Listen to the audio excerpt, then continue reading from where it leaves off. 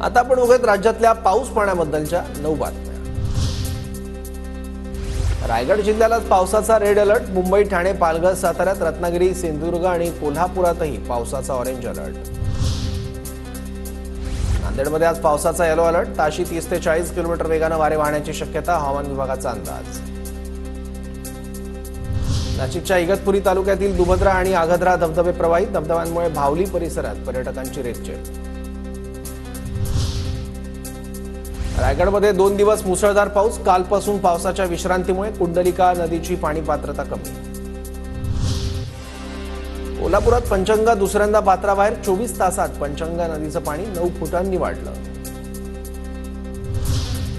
जळगावमधील जामनेरच्या पहुरपेठमध्ये वाघूर नदीला पूर। नदीला आलेल्या पुरात पुलाचा भराव वाहून गेला। अकोल्याच्या बार्शी टाकळी इथे जोरदार पावसाची हजेरी। पावसामुळे पंचायत समितीसमोरील रस्ता जलमय। सोलापूरच्या करमाळ्यात ढगाळ वातावरणानंतर जोरदार पाऊस। करमाळा तालुक्यातील काही भागातील वीज गायब। परभणीतील जिंतूर औढा महामार्गाचं काम संथगतीनं सुरू। जोरदार पावसामुळे तात्पुरत्या स्वरूपाचा मातीचा पूल वाहून गेला।